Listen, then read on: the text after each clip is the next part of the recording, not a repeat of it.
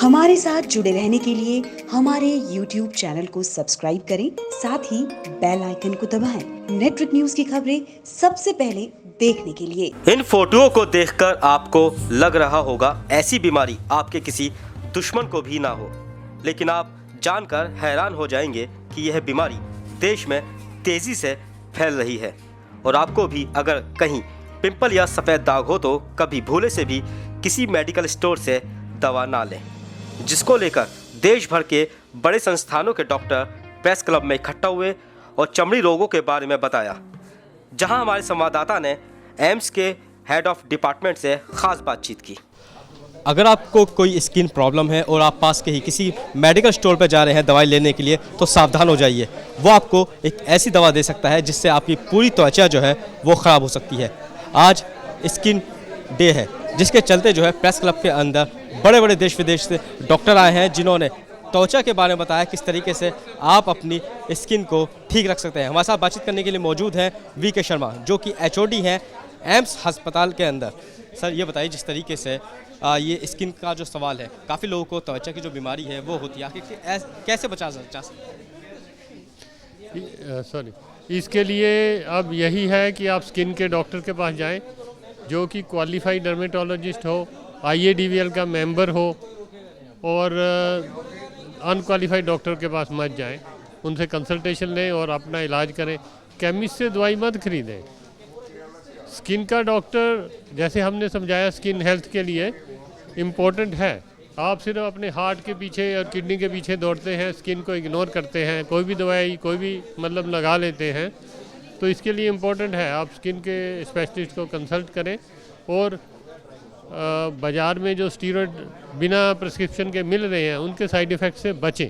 Sir, जिस तरह के स्टैच मार्क्स होते हैं, पिंपल निकल जाते हैं, तो अक्सर लोग इसमें लापरवाही बरतते हैं और पास के जो डॉक्टर होते हैं या प्राइवेट अस्पताल होते हैं वहाँ जाके अपना इलाज कराते हैं, लेकिन इसके बावजूद भी उनका इलाज नहीं हो पाता है। तो उन लोगों को क्या क्या सावधानियाँ बरतनी चाहिए? यदि आपको पिंपल होते हैं, पिंपल के इलाज का पर्पज़ ही ये होता है कि आपको निशान दाग ना पड़े। लेकिन यदि आपने इलाज में लेट कर दिया है और आपको स्कार या निशान पड़ गए हैं, तो आप डर्मेटोलॉजिस्ट से कंसल्ट कर सकते हैं। उनके लिए भी ट्रीटमेंट अवेलेबल है। उसमें माइक्रो नीडलिंग हो सकती है, उसमें CO2 लेजर करी जा सकती है, तो ये किया जा सकता है।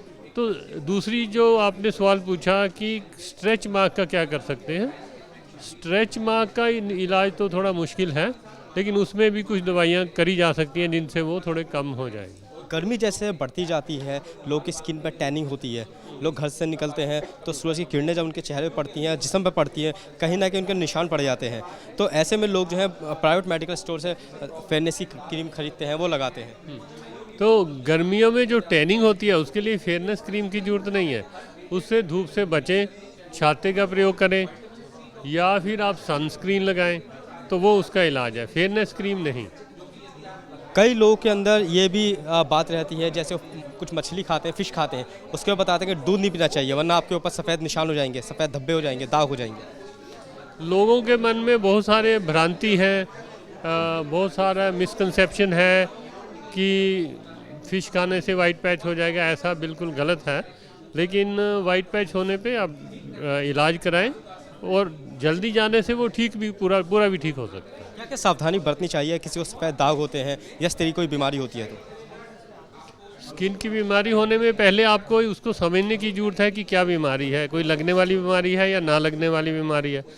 मोस्टली बीमारियां लगने वाली नहीं होती, अनलेस कि आपको स्केबीज है, आजकल फंगल इन्फेक्शन लग सकता है एक से दूसरे को, चिकन पॉक्स है।